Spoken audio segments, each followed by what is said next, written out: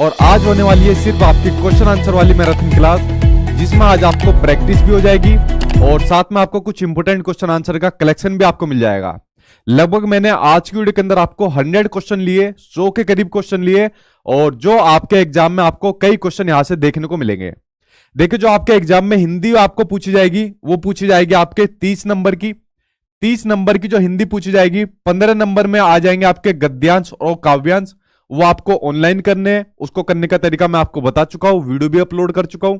और उसकी जितना हो सके आप लोग मॉक टेस्ट के ऊपर प्रैक्टिस करना। ये वाले मेरे मॉक टेस्ट है, इसके ऊपर प्रैक्टिस करना। मैं बता चुका हूं, जितना ऑनलाइन प्रैक्टिस करोगे उतना ही बेनिफिट आपको देखने को मिलेगा। उसके लिए आपको ग्रामर अलग से कोई पढ़ने की जरूरत नहीं है।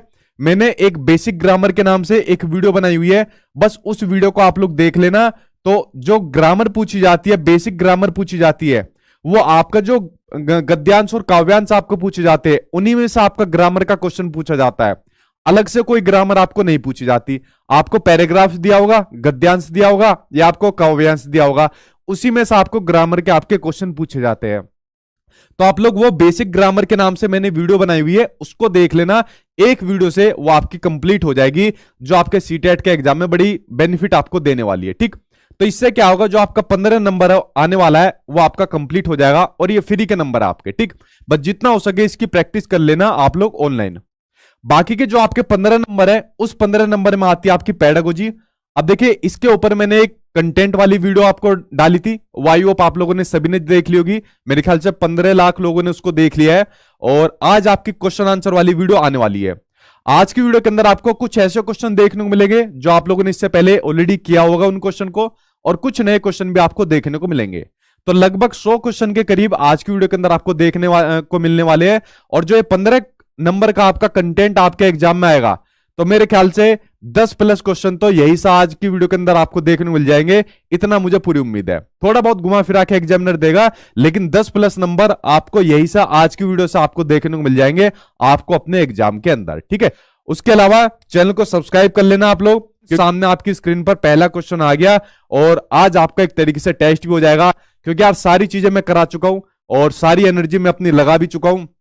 बस अब टाइम अब आपका आ गया है पेपर को उड़ाने का, पेपर को क्रैक करने का। तो चलिए करते हैं अब इसकी शुरुआत, और पहले क्वेश्चन का आंसर आप लोग दीजिए जो सामने आपकी स्क्रीन पर आ गया है। ठीक, केवीएस की जो आप लोग तैयारी कर रहे हो, तो उसके लिए आप लोग मेरी एप्लीकेशन डाउनलोड कर लीजिए, सचिन एकेडमी ऑफिशियल के नाम से। प्ले स्टोर पर जाकर वहां पर केवीएस की क्लासेस चल रही है, तो वहां पर जाकर आप लोग कर लीजिए। ठीक है, तो वहां पर केवीएस की क्लासेस मेरी चल रही है। ठीक, पहला क्वेश्चन सामने आपकी स्क्रीन पर आ गया। पहला क्वेश्चन आपको दिया हुआ है कि निम्नलिखित में से कौन सी भाषा शिक्षा की अवधारणा नहीं है। क्वेश्चन आपसे पूछा है कि भाषा शिक्षा की अवधारणा नहीं है, बट हमें क्वेश्चन पढ़ना है कि कौन सी भाषा शिक्षा की अवधारणा है। हमें भाषा शिक्षा की अवधारणाएं पढ़नी है, जिनसे भाषा शिक्षा का आपका विकास होता है, जिनसे भाषा का आपके विकास के अंदर आपकी वृद्धि होती है। उन अवधारणाओं को हमें पढ़ना है। तो पहली होती है भाषा शिक्षा की अवधारणा आपकी तल्लीनता, जिसमें आदमी किसी चीज को पढ़ने में लीन होता है, जिससे उसका भाषा का विकास होता है। जैसे मान लीजिए आप यहां पर पढ़ रहे हो, आप हिंदी को पढ़ रहे हो और पढ़ते पढ़ते इसके अंदर लीन हो गए, तो क्या आपका भाषा का विकास होगा या नहीं होगा? बिल्कुल डेफिनेटली आपका भाषा का विकास होगा। तो भाषा की जो आपकी शिक्षा की अवधारणा तल्लीनता आपकी हो जाएगी। ठीक है, दूसरा है आपका बोधगम्य निवेश। जो बोधगम्य निवेश क्या होता है आपका, जो मैंने आपको स्टीफन क्रेसन की थ्योरी के अंदर भी बताया था, और आज की वीडियो के बाद ये आपको देखने को मिलेगा जैसे जैसे वीडियो आगे बढ़ेगी। बोधगम्य निवेश आपके वे निवेश होते हैं जिसमें बच्चों को ऐसे भाषाई अवसर उपलब्ध कराए जाते हैं जो उनकी भाषा की क्षमता से ऊपर होते हैं। जैसे मान लीजिए आप हिंदी भाषा को सीख रहे हैं, इंग्लिश सीख रहे हैं, संस्कृत XYZ कोई भी भाषा सीख रहे हैं, और आपकी भाषा का क्षमता यहां पर है, बट मैंने आपको भाषा के अवसर यहां पर उपलब्ध करा दिए। ठीक है, मान लीजिए आप इंग्लिश भाषा सीख रहे हैं, तो मैंने आपको भाषा की क्षमता यहां पर, भाषा के अवसर उपलब्ध करा दिए। मैंने आपको इंग्लिश का टीचर दे दिया, इंग्लिश का आपको कोचिंग दे दी, इंग्लिश का मैंने आपको कुछ बुक्स वगैरह दे दी। तो भाषा के अवसर मैंने आपको उपलब्ध करा दिए, आपकी क्षमता से ज्यादा है। तो आपकी क्षमता बढ़ेगी या नहीं बढ़ेगी? डेफिनेटली बढ़ेगी। तो ये होता है आपका बोधगम्य निवेश, जब आपको भाषाई अवसर उपलब्ध कराए जाए आपकी भाषा की क्षमता से ज्यादा है। तो ये क्या होगी? आपकी भाषा शिक्षा की ये आपकी अवधारणा होती है, जिससे कि आपकी भाषा का विकास होता है। ठीक, उसके अलावा आपको सहारा देना यानी कि स्कैफोल्डिंग सपोर्ट देना। अगर आप किसी भाषा को सीख रही है और कोई आपको भाषा को सिखाने में हेल्प करता है, सहारा देता है, तो क्या आपकी भाषा का विकास होगा या नहीं होगा? बिल्कुल आपकी भाषा का विकास होगा। तो ये भी आपकी भाषा शिक्षा की अवधारणा होती है।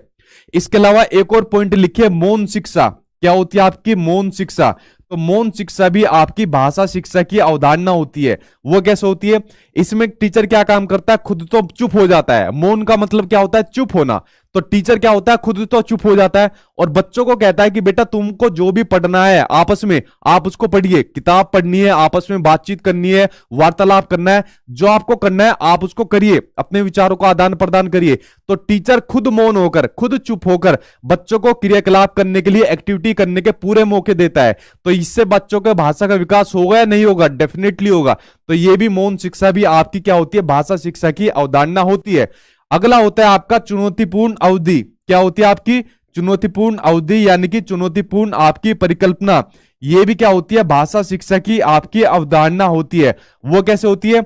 बच्चों को क्या काम करो आप क्लासरूम के अंदर, किसी भी बच्चों को उठा लो कि बेटा एक काम कर, खड़ा हो जा और यहाँ के पढ़ना शुरू कर दे। जैसे हमारे स्कूल टाइम पर होता था, टीचर क्या काम करते थे? चल भाई खड़ा हो जा और आके यहाँ पर पढ़ना शुरू कर दे। तो बच्चा आता था, कॉपी ले ली अपनी या किताब ले ली और पढ़ना शुरू कर दिया। तो बच्चों को जब कोई चैलेंजिंग काम दे दिया कि चल एक काम कर, आज तुझे किसी टॉपिक के ऊपर बोलना है, तो बोलना शुरू कर, इस टॉपिक के ऊपर तुमको बोलना है। तो जब बच्चों को कुछ चैलेंजिंग भरे काम बोलने के लिए दे दिए या विचारों के आदान प्रदान के कुछ ऐसे काम दे दिए, बच्चों को आपस में कम्युनिकेट कराने के मौके दे दिए, तो ऐसे चैलेंजिंग भरे जब काम बच्चों को दिए जाते हैं जिसमें बच्चों को बोलने के अवसर दिए जाए, तो क्या बच्चे की भाषा का विकास होगा या नहीं होगा? होगा। तो ये सभी जितने भी पॉइंट होते हैं ये क्या होते हैं? ये आपकी भाषा शिक्षा की आपकी अवधारणाएं होती है, जो पिछली बार आपके सीटेट के एग्जाम में आपको पूछे गए थे। ठीक है, क्या नहीं होगा? घटना पर आधारित आपकी संभावना आपकी नहीं होगी। तो आंसर क्या हो जाएगा? आंसर आपका नहीं हो जाएगा, क्योंकि क्वेश्चन आपके एग्जाम में नहीं पूछा है। ठीक है, तो आंसर आपका थर्ड आंसर यहां पर आपका सही हो जाएगा। इसको आप लोग समझ गए। चलिए बढ़ते हैं अब आपके नेक्स्ट क्वेश्चन की ओर। अगला क्वेश्चन सामने स्क्रीन पर ये रहा आपका नेक्स्ट।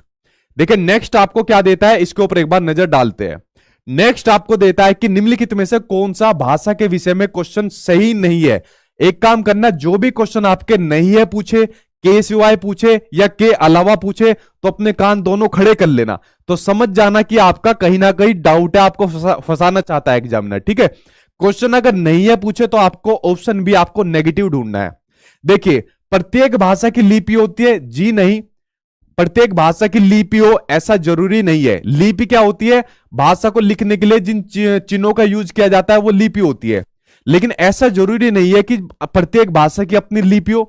ठीक है, एक लिपि के अंदर कई सारी भाषाएं लिखी जाती है, तो ऐसा जरूरी नहीं है कि हर भाषा की अपनी लिपि हो। यह स्टेटमेंट आपका क्या हो जाएगा? नेगेटिव हो जाएगा। भाषा के लिए लिपि आवश्यक नहीं है, यह स्टेटमेंट सही है। प्रत्येक भाषा का अपना क्या होता है? व्याकरण होता है। हर भाषा का, कोई भी XYZ भाषा हो, उसका एक अपना व्याकरण होता है। इसलिए भाषा क्या होती है? एक नियमबद्ध तरीके से होती है। कैसी होती है भाषा? भाषा एक अपने नियमबद्ध तरीके से होती है, जिसको एक नियमबद्ध तरीके से सीखा जाता है। ये नहीं कि कहीं से भी भाषा को उठा लिया और उसको सीख लिया, एक नियम के तरीके से भाषा को सीखा जाता है। भाषा प्राथमिक रूप से कैसी होती है? आपकी प्राथमिक रूप से जो भाषा होती है वो आपकी मौखिक होती है। भाषा के आपके कितने रूप होते हैं? 3 आपके भाषा के रूप होते हैं। आपके ये होते हैं, लिखित होता है, मौखिक होता है और आपका सांकेतिक होता है। ठीक है, लेकिन प्राथमिक रूप से कैसी होती है भाषा? आपकी मौखिक होती है। ठीक, तो ये 3 ऑप्शन तो आपके पॉजिटिव हो गए, पहला ऑप्शन आपका नेगेटिव हो गया, तो नेगेटिव का भाई क्या हो गया? नेगेटिव आंसर आपका सही हो जाएगा। बढ़ते हैं आपके नेक्स्ट की ओर। नेक्स्ट आपको क्या दिया हुआ है? ये आ गया आपके सामने अगला क्वेश्चन। श्रीनगर में एक शिक्षार्थी तृतीय भाषा यानी तीसरी भाषा के रूप में मलयालम को चुनती है तथा 1 वर्ष में कक्षा में उपलब्ध भाषा के अवसरों तथा पारस्परिक क्रियाओं के द्वारा उसे बोलने और पढ़ने योग्य हो गई है। तो यह किस रूप में जाना जाता है वो आपको बताना है। भाषा अधिगम, भाषा अर्जन, भाषा का जुड़ना या फिर वैकल्पिक बहुभाषिकता। बताइए सही आंसर क्या हो जाएगा। देखिए ये क्वेश्चन आपके एग्जाम में जरूर आएगा, इसको गांठ बांध लेना आप लोग। तो ये क्वेश्चन के अंदर 2 टर्म आपको देखने को मिलती है, भाषा अर्जन और भाषा अधिगम। मैंने आपको बताया हुआ है कि जो भाषा अर्जन होती है, भाषा अर्जन के अंदर क्या होता है? जब किसी भाषा को प्राकृतिक रूप से सीखा जाता है, एक नेचुरल प्रोसेस के थ्रू सीखा जाता है, वो होती है आपकी भाषा अर्जन। जैसे हमारी मातृभाषा, ठीक है, जैसे हमारी मातृभाषा, तो हम अपनी मातृभाषा को कैसे सीख गए? हम अपनी मातृभाषा को सीख गए प्राकृतिक रूप से। कैसे सीख गए अपनी मातृभाषा को? अपनी मातृभाषा को हम लोग प्राकृतिक रूप से सीख गए, ठीक है भाई। हमने क्या काम करा? हमारे परिवार के अंदर जो भाषा बोली जाती थी, हमने उसका क्या काम करा? हमने उसका अनुकरण करा। अनुकरण का मतलब क्या होता है? कॉपी करना। हमने उस भाषा का अनुकरण करा और उस भाषा को सीख गए, ठीक है। तो इस भाषा को कहां से सीखा जाता है? इस भाषा को सीखा जाता है अपने परिवार से, ठीक है। और यह भाषा कैसी होती है आपकी? यह भाषा आपकी सरल होती है और सहज होती है। कैसी होती है आपकी? यह भाषा आपकी सरल होती है, सहज होती है और आपकी स्वाभाविक होती है, यानी कि आपकी नेचुरल होती है, ठीक है। यह बात हो गई आपकी भाषा अर्जन के बारे में, जो हमारी पहली लैंग्वेज यानी कि हमारी मातृभाषा होती है।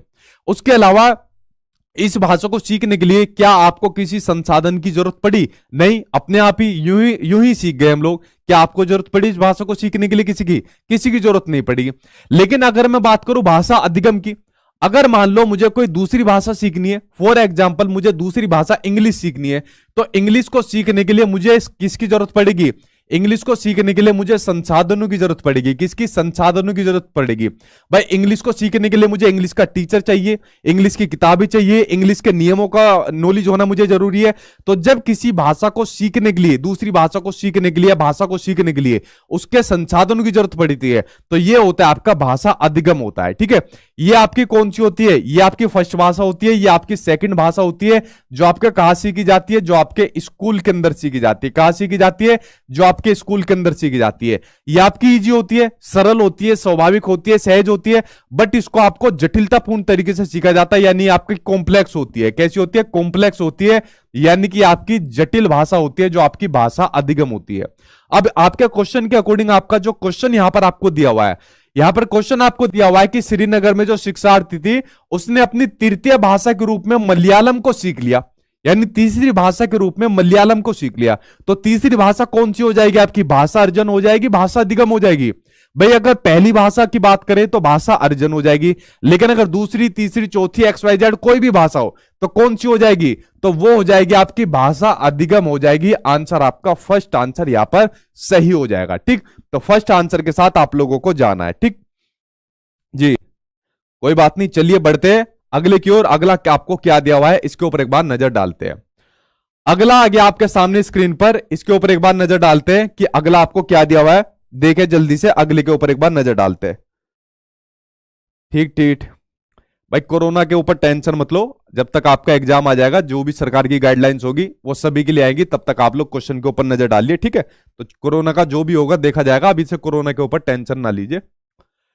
देखिए अगला क्वेश्चन सामने स्क्रीन पर आ गया कि बहुभाषी कक्षा में पढ़ाते हुए एक शिक्षक विविधता के मुद्दे पर किस प्रकार से चर्चा कर सकते हैं, वो आपको बताना है। बात हो रही है बहुभाषिकता की, बात हो रही है मल्टीलिंग्वलिज्म की बात हो रही है। बहुभाषिकता के बारे में मैंने आपको क्या बताया था कि एक ऐसी क्लासरूम जहां पर अलग अलग भाषाओं वाले बच्चे रहते हैं, वो होती है आपकी बहुभाषिकता, ठीक है। तो यो बहुभाषिकता क्या होती है? जहां पर कोई बच्चा तमिल बोलता है, कोई तेलुगु बोलता है, कोई मराठी बोलता है, कोई कन्नड़ बोलता है, कोई असमीज बोलता है, तो ये क्या कौन सी भाषा होती है? ये होती है आपकी बहुभाषिकता का आपका एग्जाम्पल होता है।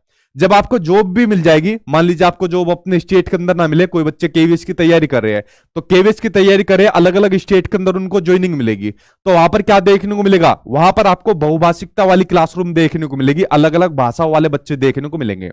तो आपको इसको एक प्रॉब्लम के रूप में मानना है, एक संसाधन के रूप में मानना है। आपको हमेशा बहुभाषिकता को एक संसाधन के रूप में मानना है। किसके रूप में मानना है? एक संसाधन के रूप में मानना है, और इसको महत्वपूर्ण मानना है, ठीक है। क्योंकि बच्चे क्या काम करते हैं, अलग अलग भाषा वाले जब बच्चे एक क्लासरूम के अंदर आपको देखने को मिलेंगे, तो आपस में बातचीत करेंगे तो एक दूसरे की भाषा का आदान प्रदान होगा। ये इससे कुछ सीखेगा, ये इससे कुछ सीखेगा। जब एक दूसरे की भाषा का आदान प्रदान होगा तो एक दूसरे के शब्द भंडार में भी वृद्धि होगी। क्या होगी? एक दूसरे के शब्द भंडार में वृद्धि होगी, यानी एक दूसरे की भाषा के शब्दों के बारे में भी ये लोग जानेंगे, ठीक। तो शब्द भंडार में वृद्धि होने के साथ साथ और क्या होगा भाई, जब भाषा जो होती है, भाषा का सीधा संबंध उनके कल्चर यानी संस्कृति से भी जुड़ा होता है, ठीक है। क्योंकि संस्कृति जो होती है वो भाषा पर बिल्कुल प्रभाव डालती है। तो जब भाषा का आदान प्रदान होगा तो साथ में संस्कृति का आदान प्रदान होगा, ठीक। और संस्कृति का आदान प्रदान होगा तो बच्चे क्या काम करेंगे? संस्कृति का सम्मान भी करेंगे। क्या काम करेंगे? संस्कृति का सम्मान भी करेंगे। तो इसलिए बहुभाषिकता को क्या माना गया है? एक संसाधन माना गया है, इसको क्या नहीं माना गया, इसको बाधक नहीं मानना, आपको कभी भी प्रॉब्लम नहीं मानना, हमेशा इसको एक संसाधन के रूप में मानना है जो आपकी भाषा होती है, बहुभाषिकता होती है, सॉरी, ठीक है। तो ये बात होगी आपकी बहुभाषिकता के संबंध में। तो अब ऑप्शन को पढ़ते हो, ऑप्शन आपको क्या दिया हुआ है इसके ऊपर एक बार नजर डाल लेते हैं। पहला ऑप्शन आपको दिया हुआ है कि कक्षा में विद्यालय की जो भाषा होती है उसका प्रयोग करने की अनिवार्यता का आदेश देकर, बिल्कुल नहीं। कक्षा में जो भाषा होती है उसको इंप्लीमेंट करने की बात कभी नहीं करनी। या तो बच्चे की जो मातृभाषा होती है उसको बढ़ावा देने की बात करो, या बहुभाषिकता के ऊपर जोर दो। बाकी स्कूल की लैंग्वेज को यूज करने के ऊपर आपको ज्यादा फोकस नहीं करना। बच्चों को उनकी मातृभाषा में नहीं बोलने के लिए हतोत्साहित करने के द्वारा, बिल्कुल गलत। आपको जितना हो सके बच्चे की जो मातृभाषा होती है उसको ज्यादा इंकरेज करना है, उसको ज्यादा प्रोत्साहित करना है। अगर देखिए, अगर बात आ जाए आपकी मातृभाषा की, तो मातृभाषा के बारे में मैं आपको बता देता हूं। मातृभाषा को अगर मैं बात करूं आपके एनईपी 2020 की बात करूं, चाहे मैं आपके एनसीएफ 2005 की बात करूं, चाहे मैं आपके आरटी 2009 की बात करूं, ठीक है, तो इन तीनों ने ही आपकी मातृभाषा को क्या माना है, एक महत्वपूर्ण संसाधन इन्होंने भी इसको माना है, ठीक है, बड़ा महत्वपूर्ण माना है। बच्चे की जो मातृभाषा होती है, जो मदर टंग होती है, एनपी 2020 ने तो यहां तक कह दिया कि क्लास 8 तक जो बच्चों को शिक्षण कराया जाए, जो बच्चों को जो टीचिंग कराया जाए, वो क्लास 8 तक उनकी मातृभाषा में कराया जाए, ठीक है। और जितना हो सके बच्चों को जो अवसर दिए जाए वो उनकी मातृभाषा में दिए जाए, जो बच्चों को अवसर दिए जाए। कभी भी मातृभाषा को बच्चों की सीमित ना किया जाए, क्या ना किया जाए, बच्चों की मातृभाषा को सीमित ना किया जाए, ज्यादा से ज्यादा उनको अवसर, बच्चों को मातृभाषा को उनको देना आपको चाहिए। तो इतना महत्वपूर्ण माना है बच्चे की मातृभाषा को, तो बच्चों की मातृभाषा को यहां पर हतोत्साहित यानी डिस्करेज करने की बात आ गई, तो ये ऑप्शन आपका ये भी गलत हो जाएगा। विद्यार्थियों की मातृभाषा को महत्व देकर आंसर आपका थर्ड आंसर यहां पर सही हो जाएगा। क्या हो जाएगा, थर्ड आंसर यहां पर सही हो जाएगा। जितना बच्चे की मातृभाषा को आप महत्व दोगे, प्रोत्साहित करोगे, उतना ही क्या होगा, बहुभाषिक कक्षा का आपका सबसे बढ़िया एग्जांपल आपका सेट हो जाएगा, ठीक है। अच्छा, एक क्वेश्चन यहां से आपका यह भी निकल कर आता है जो पिछली बार आपके ऑनलाइन एग्जाम में आपको देखने को मिला कि मातृभाषा आधारित बहुभाषिकता, इसका क्या मतलब होता है, ठीक है। एक क्वेश्चन यहां पर देखने को मिला कि मातृभाषा आधारित बहुभाषिकता, इसका क्या मतलब होता है, मातृभाषा आधारित सॉरी मातृभाषा आधारित बहुभाषिकता, इसका क्या मतलब होता है, इसका मतलब बताइए। मातृभाषा आधारित बहुभाषिकता का मतलब होता है, देखिए जब बच्चा स्कूल के अंदर जाता है तो भाई स्कूल के अंदर सिर्फ अपनी मातृभाषा लेकर जाता है और तो उसे किसी दूसरी भाषा की नॉलेज नहीं रहती। जब बच्चा स्कूल के अंदर जाता है तो अपनी मातृभाषा के बाद वो धीरे धीरे करके दूसरी भाषा को सीखना स्टार्ट कर देता है। तो यही होती है आपकी मातृभाषा आधारित बहुभाषिकता, कि बच्चा सबसे पहले अपनी मातृभाषा को सीखता है और अपनी मातृभाषा के बाद वो दूसरी अपनी भाषा को सीखना स्टार्ट कर देता है, जिसको कहा जाता है आपका मातृभाषा आधारित बहुभाषिकता। एक या दो क्वेश्चन, ठीक है, एक नहीं, सॉरी गलत बोल दिया मैंने, दो क्वेश्चन आपके एग्जाम में डेफिनेटली यहां से देखने को मिलेंगे, एक आपका मातृभाषा से, एक आपका बहुभाषिकता से, तो इनको आप लोग जरूर कर लेना, ठीक है। ये आपका हो गया। चलिए बढ़ते हैं आपके अगले की ओर। ठीक है भाई, मैं बिहार से हूँ सर, आप मेरे दोस्तों का नाम ले लीजिए, वो रेगुलर क्लास देखते हैं, दीप और अभिषेक। ले लिया भाई मैंने आपका, गोपाल गुप्ता, दीप और अभिषेक इनके दोस्तों का नाम है, और पैसे दे दे के नाम बुलवाते हैं लोग, ठीक है। ये लोग मुझे अमीर करेंगे पैसे दिलवा कर। चलो भाई नेक्स्ट देखते हैं, अगला क्वेश्चन सामने आपकी स्क्रीन पर आ गया, ये देखते हैं कि भाषा विकास के संबंध में कौन सा कथन सही नहीं है, ठीक है। फिर अगेन आपसे क्वेश्चन पूछा है कि कौन सा कथन आपका सही नहीं है, उसके ऊपर एक बार नजर डालते हैं। चलिए क्वेश्चन नेगेटिव देखना है। भाषा विकास व्यक्ति निरपेक्ष होता है, नहीं। भाषा विकास क्या होता है, व्यक्ति सापेक्ष होता है। ये क्वेश्चन मैं आपको पहले भी बता चुका हूं। मैंने कहा आज की वीडियो के अंदर कई क्वेश्चन आप लोग पहले पढ़ भी चुके हो और कई क्वेश्चन आपको नए देखने को मिलेंगे, क्योंकि लगभग 100 क्वेश्चन के करीब क्वेश्चन है टोटल। मैंने आज ये सवाल लिए, क्वेश्चन लिए, और आपके लगभग यही से कवर हो जाएंगे, ठीक। भाषा विकास जो होता है वो व्यक्ति सापेक्ष होता है, ना कि निरपेक्ष होता है। व्यक्ति सापेक्ष का मतलब होता है व्यक्ति पर डिपेंड करता है कि व्यक्ति किस प्रकार अपनी भाषा का विकास करना चाहता है। अगर व्यक्ति चाहता है मैं अपनी भाषा का विकास अच्छी तरीके से करूं, तो वो व्यक्ति के खुद के हाथ में है। अगर व्यक्ति चाहता है मैं अपनी भाषा का विकास सही प्रकार से नहीं कर पाऊं, तो वो भी व्यक्ति के हाथ में। अगर आप किसी दूसरी भाषा को सीखना चाहते हैं, फॉर एग्जाम्पल इंग्लिश को सीखना चाहते हैं, तो वो आपके ऊपर डिपेंड करता है कि आप उसको किस प्रकार से सीखना चाहते हैं, किस उद्देश्य के लिए सीखना चाहते हैं और कितना जल्दी सीखना चाहते हैं। ये किसी दूसरे के ऊपर डिपेंड नहीं है। तो भाषा विकास जो होता है वो व्यक्ति सापेक्ष होता है, व्यक्ति पर निर्भर करता है, ना कि निरपेक्ष होता है। ठीक, तो पहला ऑप्शन क्या हो गया आपका, गलत हो गया। अच्छा, नेगेटिव पूछा है तो नेगेटिव का आंसर आपका पहला ही आंसर आपका सही हो जाएगा। देखो बाकी के पॉइंट और देख लीजिए जो आपके भाषा से संबंधित आपको दिए हुए, कि बड़ों का संपर्क भाषा विकास की गति को क्या काम कर देता है, तेज कर देता है। अगर कोई बच्चा भाषा को सीख रहा है या बड़ा भी किसी भाषा को सीख रहा है, मान लो आप इंग्लिश स्पीकिंग करने चले गए और आपको भाषा सीखनी है इंग्लिश, और अगर कोई बड़ा आपके सामने आ गया, बड़े का मतलब यहां पर ये नहीं है वो एज में आपसे बड़ा हो, वो छोटा भी हो सकता है, बट उस भाषा पर उसकी कमांड होनी चाहिए। तो अगर किसी बड़ों का संपर्क आपके सामने आ गया और वो अच्छी खासी भाषा को बोल रहा है, तो ऐसा एनवायरनमेंट अगर आपको मिल गया तो आपकी भाषा का विकास होगा या नहीं होगा, भाषा का विकास आपका होगा। तो बड़ों का संपर्क भाषा विकास की गति को तेज कर देता है, जो बच्चों की भाषा को सिखाया जाता है। ठीक, आगे होता है भाषा विकास व्यक्ति सापेक्ष होता है, ये मैंने आपको बता दिया। प्रारंभिक भाषाई परिवेश की समृद्धता भाषा विकास में क्या होती है, सहायक होती है। जो शुरुआत का भाषाई परिवेश होता है, और प्रारंभिक भाषाई परिवेश कहां से मिलता है बच्चों को, उसके घर से मिलता है, परिवार से मिलता है। इसलिए तो परिवार को क्या कहा जाता है, सोशलाइजेशन की फर्स्ट एजेंसी यानी कि प्राइमरी एजेंसी कहा जाता है, क्योंकि बच्चा सबसे पहली जो भाषा सीखता है, मातृभाषा सीखता है, वो अपने परिवार से, अपनी फैमिली से सीखता है। ठीक है, तो ये भी आपका पॉजिटिव हो जाएगा, फर्स्ट आंसर सही हो जाएगा। ये नेगेटिव है, और नेगेटिव का भाई नेगेटिव आंसर आपका सही हो जाएगा। चलिए बढ़ते हैं आपके नेक्स्ट की ओर। देखिए नेक्स्ट आपको क्या दिया हुआ है, इसके ऊपर एक बार नजर डालते हैं।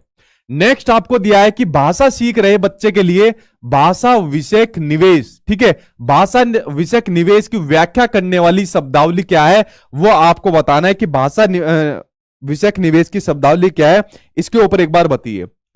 भाषा विषयक निवेश की शब्दावली आपको बतानी है कि शिशु के प्रति मां की दुलार की जो भाषा है, जिसको कहा जाता है आपका मदरीस, ठीक, या फिर शिशु निर्देशित वाचन, या फिर बालक निर्देशित वाचन, या फिर पालक की भाषा। ठीक, देखिए इसके ऊपर एक बार नजर डालते हैं।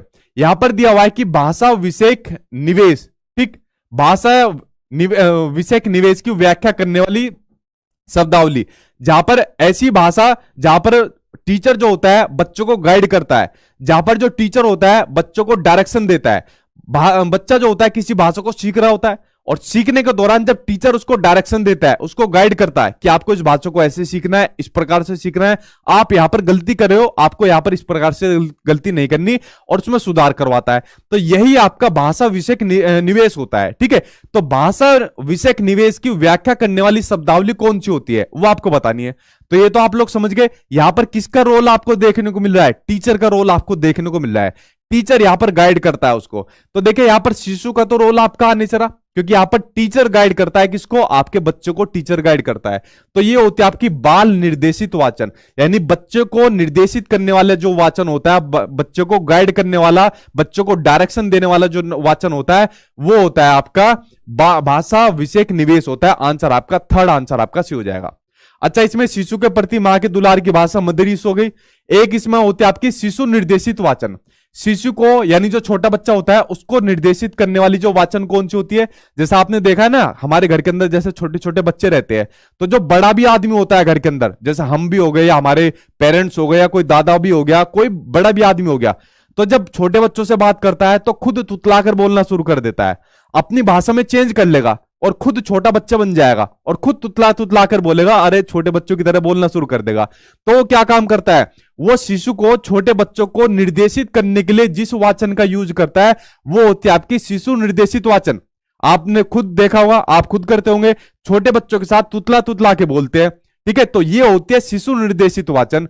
और एक होती है आपकी गधा निर्देशित वाचन, इसके ऊपर और देखो। ठीक है, ये होती है आपकी गधा निर्देशित वाचन, ये होती है आपकी गधा निर्देशित वाचन, ये बड़ी इंपॉर्टेंट वाचन है। ठीक है, ये होती है आपकी गधा निर्देशित वाचन।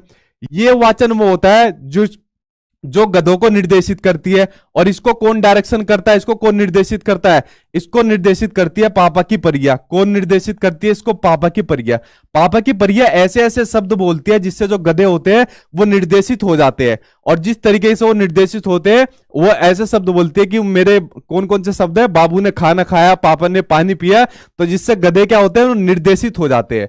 तो यहाँ पे कुछ निर्देशित करने वाले वाचन है जो मैंने आपको स्क्रीन पर बताए, और ये वाला आप लोग देख लेना किस किस के ऊपर ये फिट होता है, गधे को निर्देशित करने वाला जो वाचन होता है। ठीक है, तो बढ़ते हैं आपके नेक्स्ट क्वेश्चन की ओर। अगला क्वेश्चन आपको देखिए स्क्रीन पर क्या दिया हुआ है, इसके ऊपर एक बार बढ़ते हैं। ठीक, हाँ जी सर, मेरे दोस्त का नाम लीजिए, आलमगीर और पुतुल, छुतरा, अलफज, टिंडा, हुसैन। अरे भाई ये नाम लिखे या मजाक कर रहे हो यार? कटियार, साहिल, बरसोई, बिहार से मोहम्मद आलमगीर। ठीक है भाई, नाम ले दिए, लेकिन कुछ नाम बड़े खतरनाक थे, मैंने नाम ले दिया आपके सभी के। ठीक है, चलिए अगला क्वेश्चन सामने स्क्रीन पर आ गया। अगला क्वेश्चन देखिए जो सामने आपकी स्क्रीन पर आ गया है, उसके ऊपर एक बार नजर डालते हैं। ठीक है, अच्छा जी आप सर, मैं मोतिहार जिले से हूँ, जुल्फिकार और मेरे भाई अंजारुल दोनों आपके सारे लाइव क्लास देखते हैं। थैंक यू भाई आपके। ठीक, अगला क्वेश्चन देखिए सामने आपकी स्क्रीन पर आ गया, इसके ऊपर एक बार नजर डालते हैं। तो नेक्स्ट क्वेश्चन सामने आपकी स्क्रीन पर है, भाषा के साथ संलग्नता। ठीक है, भाषा के साथ संलग्नता से क्या आशय है वो आपको बताना है, यानी भाषा के साथ एंगेज होने का क्या मतलब है वो आपको बताना है। तो बताइए भाषा के साथ एंगेज होने का क्या मतलब है? भाई भाषा के साथ एंगेज होने का, संलग्न होने का यही तो मतलब है, ताकि हम भाषा को सीख पाए। भाषा का यूज हम किस लिए करते हैं? ताकि अपने उद्देश्य की पूर्ति कर सके। भाषा का यूज हम किस लिए करते हैं? ताकि हम कम्युनिकेट कर पाए, अपने विचारों का आदान प्रदान कर पाए। तो भाषा का यूज अपने उद्देश्यों की पूर्ति के लिए तो करते हैं हम। तो भाषा के साथ संलग्नता का क्या मतलब है? शिक्षार्थी भाषा के नियमों को सीखते नहीं, अध्यापक भाषा अधिगम के लिए शिक्षार्थियों के साथ काम करते हैं नहीं, शिक्षार्थी शब्दों और वाक्यों का अर्थ समझे बगैर उन्हें डिकोड करते नहीं। यार जब तक अर्थ नहीं समझेंगे तो मतलब ही क्या होगा? इंगेज करने का मतलब क्या होगा भाषा के साथ? शिक्षार्थी भिन्न भिन्न उद्देश्यों के लिए भाषा का प्रयोग करते हैं और सीखते हैं। बिल्कुल सही बात है भाई, भाषा के साथ संलग्न क्यों हो रहे हम, भाषा के साथ एंगेज क्यों हो रहे हम? ताकि हम अपने उद्देश्यों की पूर्ति कर सके। भाई जैसे अभी मेरा उद्देश्य क्या है? मेरा उद्देश्य यहां पर है कि मैं आपको यहां पर टीच कर सकूं, आपको यहां पर पढ़ा सकूं। तो उसके लिए मैं यहां पर किसका यूज कर रहा हूं? मैं भाषा का यूज कर रहा हूं। तो यही क्या है? भाषा के साथ संलग्नता है। मैं यहां पर भाषा के साथ संलग्न हूं और आपको टीच कर रहा हूं, क्योंकि मेरा यहां पर उद्देश्य है ताकि मैं अपने स्टूडेंट को यहां पर पास करा सकूं और उनको क्लास दे सकूं। ठीक है, तो आंसर आपका फोर्थ आंसर यहां पर आपका सही हो जाएगा। बढ़ते हैं नेक्स्ट की ओर। अगला क्वेश्चन देखिए सामने आपकी स्क्रीन पर ये रहा। नेक्स्ट आपको दिया हुआ है कि संविधान की 8वीं अनुसूची में शामिल कौन सी भाषा है? संविधान की 8वीं अनुसूची के अंदर आपकी 22 भाषाएं दी हुई है। मैंने आपसे कहा हुआ था भाई 22 के 22 भाषाओं को आप लोग याद कर लेना, किसी एक भाषाओं के बारे में आपसे पूछा जा चुका है। ठीक है, तो संविधान की 8वीं अनुसूची में 22 भाषाओं में से इनमें से बताना है कौन सी भाषा शामिल है। अवधी नहीं है, नागपुरी नहीं है, बोडो आपकी भाषा है। कौन सी है? बोडो है। आंसर आपका थर्ड आंसर आपका सही हो जाएगा। बढ़ते हैं नेक्स्ट की ओर। अगला क्वेश्चन देखिए, भाषाओं के बारे में एक और क्वेश्चन आपके सामने आ गया। अगला क्वेश्चन आपको दिया हुआ है, यहां पर आपके दो कथन दिए हुए, कथन आ और बा। तो दोनों के ऊपर विचार करना है और फिर विचार करने के बाद उसका आंसर देना है। आपको दिया हुआ है कि भाषा चिंतन प्रक्रिया से जुड़ी हुई है। बिल्कुल सही बात है, भाषा का और चिंतन का आपस में घनिष्ठ संबंध देखने को मिलता है। देखिए चिंतन क्या होती है, चिंतन के बारे में मैंने आपको बताया हुआ है, जब भी कभी समस्या हमारे सामने आती है तो समस्या आने पर जो सबसे पहली चीज शुरू होती है वो होती है चिंतन। जैसे अगर मैं आपसे पूछूं कि भाई सीटेट का एग्जाम आप लोग कैसे पास करोगे, तो आपके सामने क्या आई? आपके सामने आया चिंतन। और चिंतन आने के बाद आप लोग क्या काम करना शुरू करते हो? आप लोग चिंतन आने के बाद जो भी अपना समाधान करते हो वो अपनी भाषा के अंदर करते हो। यार एक काम करेंगे, सचिन सर की मैराथन देखेंगे, इनके नोट्स को अच्छे तरीके से पढ़ जाएंगे और इनके मॉक टेस्ट वगैरह के ऊपर प्रैक्टिस करोगे। तो माइंड के अंदर आप लोग जितना चिंतन कर रहे हो वो अपनी मातृभाषा के अंदर ही तो कर रहे हो, अपनी भाषा के अंदर करते हो ना जो भी चिंतन करते हो। तो भाषा का और चिंतन का आपस में संबंध है या नहीं है? या किसी दूसरी भाषा में आप लोग करते हो, या जो भी आप चिंतन कर रहे हो और भाषा के अंदर द्वारा बोल कुछ हो रहे हो। अगर मैं पूछूं आपका क्या नाम है, तो आपके सामने क्या ही समस्या आई, समस्या के बाद आपने क्या काम करना शुरू करा? चिंतन करा। लेकिन नाम मैंने आपसे पूछा आपका क्या नाम है और बोल कुछ हो रहे हो, तो ऐसा तो है नहीं ना। तो दोनों का आपका घनिष्ठ संबंध देखने को मिलता है। तो भाषा जो होती है आपकी चिंतन प्रक्रिया से आपकी जुड़ी रहती है। पहला आपका सही हो गया। अच्छा मुझे एक बात ये बताओ, मैंने आपको सीडीपी के अंदर ये बात बता चुका हूं आपका, किस मनोवैज्ञानिक ने कहा पहले भाषा आती है फिर चिंतन आती है? फिर किस मनोवैज्ञानिक ने कहा पहले चिंतन आता है फिर भाषा आती है? पहला क्वेश्चन आपका ये बन गया। किस मनोवैज्ञानिक ने कहा कि जो भाषा और जो चिंतन होते हैं वो शुरू में अलग होते हैं और बाद में जाके एक हो जाते हैं, फिर ये होता है? ये स्टेटमेंट आपकी लैंग्वेज के अंदर आपका पूछा जाएगा, कई बार बता चुका हूं। बताइए कमेंट बॉक्स में इसका क्या आंसर हो जाएगा। अगला आपको दिया हुआ है कि भाषा संभाषण यानी कम्युनिकेट करना, कम्युनिकेशन करना, कि भाषा संभाषण की संरचना और संभाषण कार्यों का अभ्यास करने में मदद करती है। बिल्कुल सही बात है भाई, मैं यहां पर कम्युनिकेट क्यों कर पा रहा हूं आप लोगों से? भाषा की हेल्प से तो कर पा रहा हूं। अगर भाषा नहीं होगी तो मेरी चोंच बंद हो जाएगी, मैं कुछ बोल ही नहीं पाऊंगा। तो दूसरा ऑप्शन भी क्या हो गया, सही हो जाएगा। तो दोनों ही आपके क्या हो जाएंगे, सही आपके हो जाएंगे, दोनों के दोनों। बढ़ते नेक्स्ट की ओर। अगला देखिए सामने आपकी स्क्रीन पर आ गया, जो आपका नेक्स्ट क्वेश्चन है, इसके ऊपर एक बार नजर डाल लेते हैं। ठीक है, अगले के ऊपर एक बार नजर डालिए। निम्नलिखित में से कौन सा व्याकरण अधिगम का उद्देश्य नहीं है? ठीक है, व्याकरण अधिगम यानी व्याकरण को सीखने का उद्देश्य नहीं है। बताओ भाई, आप लोग किसी भाषा का जब व्याकरण सीखते हो तो उसका कौन सा उद्देश्य नहीं है, वो आपको बताना है।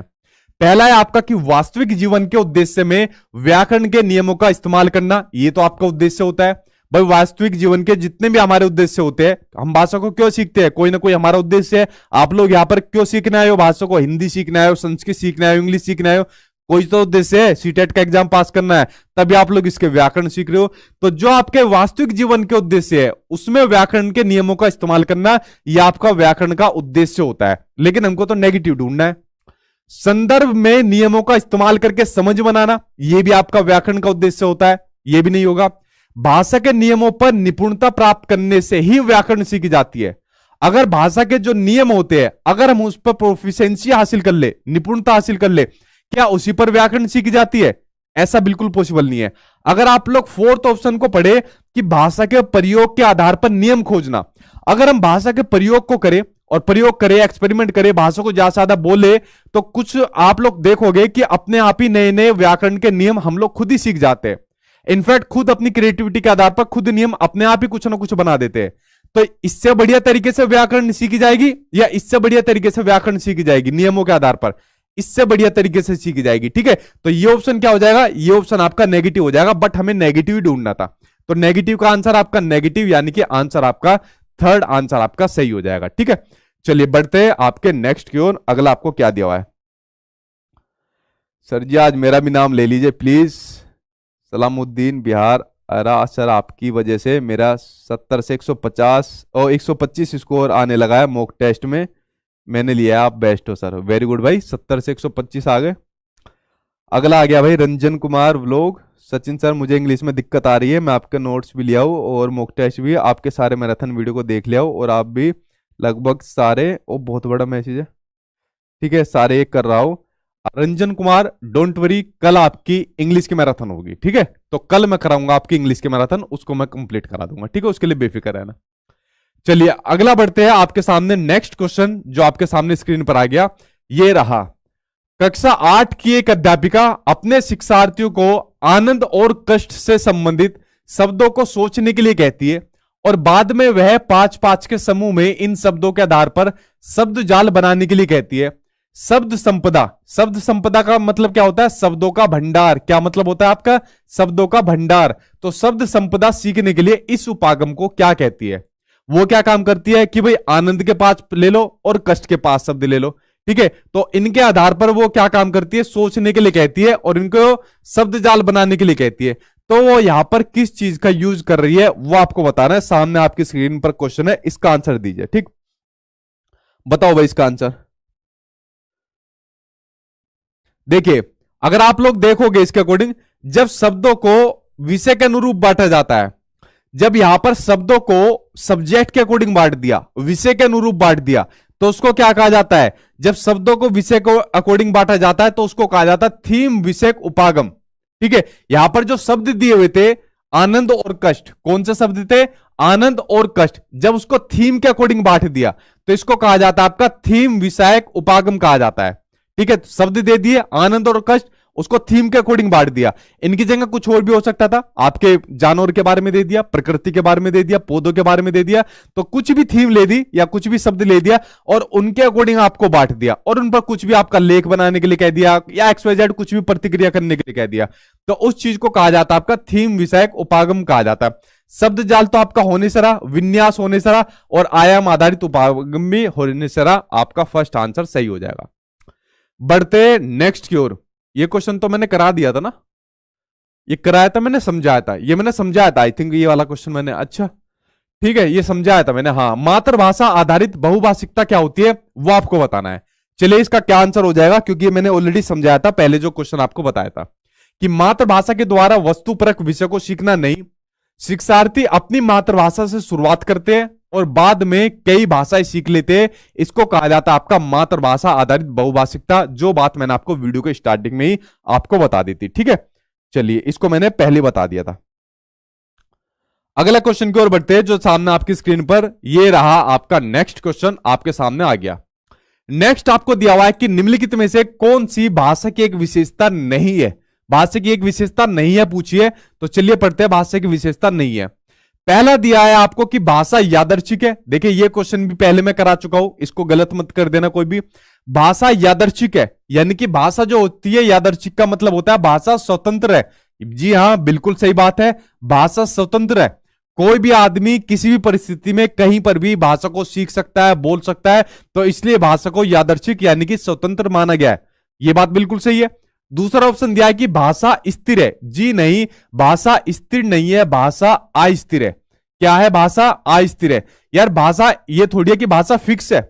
आप लोग कहीं, सिंपल सा एग्जांपल आपको देता हूं, आप लोग आज से 10 साल पहले उठा के देख लो, 50 साल उठा के देख लो, पीछे के 500 साल उठा के देख लो, क्या भाषा के अंदर चेंज आपको देखने को नहीं मिला? कितना चेंज होता हुआ देखने को मिल रहा है भाषा के अंदर। तो ये कथन कहां तक सही है कि भाषा स्थिर है? भाषा स्थिर नहीं है, भाषा अस्थिर है, यानी कि भाषा के अंदर चेंज होता रहता है, भाषा के अंदर आपका बदलाव होता रहता है। ठीक है, तो दूसरा ऑप्शन आपका गलत है, और गलत ही हमसे पूछा था, तो गलत का भाई गलत आपका हो जाएगा। भाषा सांस्कृतिक अनुभवों पर आधारित होती है। मैंने शुरुआत में कहा था कि भाषा पर किसका प्रभाव पड़ता है? आपके संस्कृति का भी प्रभाव पड़ता है। ठीक, तो ये आपका सही है। भाषा एक अर्जित और आपका सीखा हुआ व्यवहार दोनों है, यानी कि यहां पर बात हो रही है भाषा अर्जन की बात हो रही है, और यहां पर बात हो रही है आपके भाषा अधिगम की बात हो रही है। ये भी मैंने आपको शुरुआत में बता दी। तो आंसर आपका सेकंड सी हो जाएगा, क्योंकि भाषा स्थिर नहीं, भाषा अस्थिर है। ठीक है, जो चेंज होती रहती है, बदलती रहती है। चलिए बढ़ते हैं नेक्स्ट क्वेश्चन की ओर। अगला क्वेश्चन आपके सामने स्क्रीन पर ये रहा। भाषा सीखने में सबसे ज्यादा महत्वपूर्ण क्या है? बताइए। भाषा का शिक्षक, हाँ यार भाषा का शिक्षक तो भाषा को सिखाते ही है। दूसरा पाठ्य पुस्तक, बिल्कुल पाठ्य पुस्तक की हेल्प से तो भाषा को सीखते हैं, ये भी सही है आपका। आकलन की जटिलता, जटिलता एक बार को कह नहीं सकते, लेकिन आकलन तो जरूरी होता है। बिना आकलन के पता कैसे चलेगा कि भाषा कितनी बच्चा सीख रहा है? लेकिन अगर मैं फोर्थ ऑप्शन को देखूं, भाषा समृद्ध परिवेश, कि भाषा से समृद्ध परिवेश होना चाहिए भाषा को सीखने का सबसे बढ़िया, सबसे इफेक्टिव तरीका होता है, तो आंसर हो जाएगा आंसर फोर्थ। भाषा समृद्ध परिवेश का मतलब क्या होता है? भाषा समृद्ध परिवेश का मतलब होता है कि भाषा से प्रिंट युक्त समृद्ध परिवेश। देखो इसका सिंपल सा एग्जांपल मैं आपको कई बार बता चुका हूं। जो आपका घर है, घर के चारों तरफ आपको भाषा बिखरी हुई आपको देखने को मिलेगी। आप लोग होर्डिंग देखना, कोचिंग के आपको होर्डिंग आपको देखने को मिलेंगे। जो मूवी होती है, फिल्में होती है, उसके पोस्टर आपको देखने को मिलेंगे। नेताजी का पोस्टर देखने को मिलेंगे, ईमानदार, कर्मठ, जुझारू, और पता नहीं दुनिया भर के क्या क्या देखने को मिलते हैं। तो दुनिया भर के आपको क्या देखने को मिलते हैं? पोस्टर, होर्डिंग्स, और आपको डायरेक्शन वगैरह के चार्ट वगैरह के आपको देखने को मिलते हैं। जब जो छोटा बच्चा होता है अपने घर के आसपास में इस तरीके के होर्डिंग्स, पोस्टर, बैनर वगैरह चीजें देखता है, तो वहां पर भाषा देखने को मिलती है उसे, और बच्चा उनको देखता है, पढ़ता है। तो क्या बच्चा उनसे कुछ सीखेगा? नहीं सीखेगा, बिल्कुल बच्चा उन चीजों से सीखेगा। और हमारे इंडिया के अंदर तो पता है क्या होता है, और जो व्हीकल्स चलते हैं, ट्रांसपोर्ट चलते हैं, गाड़ियां चलती है, बसें चलती है, उनके पीछे भी कुछ ना कुछ लिखा रहता है, बुरी नजर वाले तेरा मुंह काला, ये भी पीछे लिखा होता है ऑटो के पीछे। तो बच्चा उनसे भी कुछ ना कुछ सीखता है, और दूसरी कंट्री में ऐसा नहीं होता। ठीक है, तो ये होता है आपका भाषा समृद्ध परिवेश।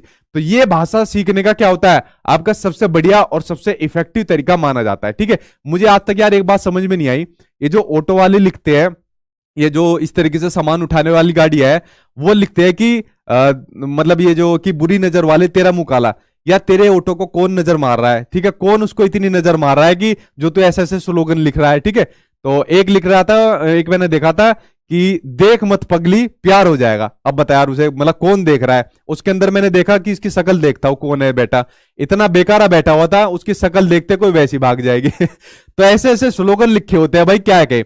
बट ये स्लोगन को बच्चा अगर कोई बैठा है तो वो भी पढ़ता है ऐसे स्लोगन को। तो बच्चा जो है ना इन चीजों को देखता है, ऑब्जर्व करता है, क्योंकि बच्चे के अंदर क्या पाई जाती है? क्यूरियोसिटी, जिज्ञासा पाई जाती है, और बच्चा अनुकरण के माध्यम से भी सीखता है।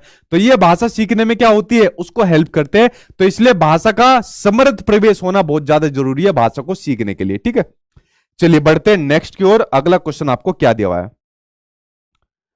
सर मॉक टेस्ट में 110 आ रहे, संस्कृत में 10 आ रहा है। यार बढ़ाओ, फिर संस्कृत का स्कोर बढ़ाओ। ठीक है, यानी मॉक टेस्ट में अगर आपके 110 आ रहे हैं और संस्कृत में कम आ रहा है तो संस्कृत का स्कोर आप लोगों को बढ़ाना पड़ेगा, ये काम आपको करना पड़ेगा, ठीक है। चलिए अगला क्वेश्चन सामने स्क्रीन पर आ गया कि भाषा अर्जन और भाषा अधिगम, इसके संदर्भ में कौन सा कथन सही नहीं है। कथन सही नहीं आपको बताना है।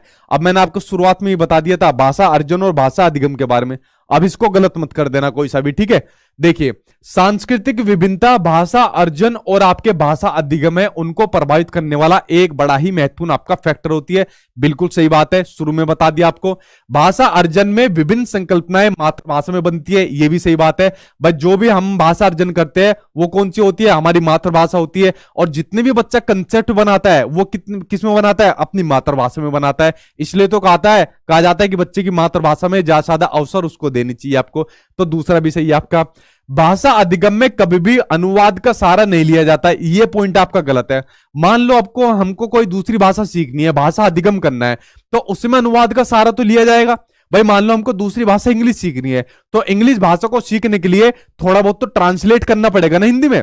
अगर मान लो इंग्लिश का टीचर सामने आ गया और इंग्लिश में बोलता चला जा रहा है, बोलती चली जा रही है, और हमारे पल्ले कुछ नहीं पड़ रहा, और उसकी तरफ को देखते जा रहे हैं यार क्या बोल रहा है, ठीक है, गुस्सा आता जा रहा है, तो कहीं ना कहीं ट्रांसलेट का तो सारा लिया जाएगा ना। हम कहेंगे ना अरे अंग्रेज को औलाद रुक जा, थोड़ी देर रुक जा भाई, थोड़ा बहुत हिंदी में भी बोल ले जो हमारे थोड़े पल्ले पड़ जाए।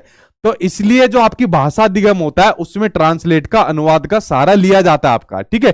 तो आंसर इसके अंदर आपका थर्ड सही हो जाएगा, क्योंकि ये आपका नेगेटिव ऑप्शन है। तो नेगेटिव का भाई आपका नेगेटिव आंसर आपका सही हो जाएगा। भाषा अर्जन आपकी सहज, स्वाभाविक और आपकी सरल होती है, जबकि भाषा अधिगम आपकी प्रयासपूर्ण और आपकी जटिल होती है। ये शुरू में सब चीज मैंने आपको एक्सप्लेन कर दी थी, ठीक। आंसर आपका थर्ड सही हो जाएगा इसके अंदर, ठीक है।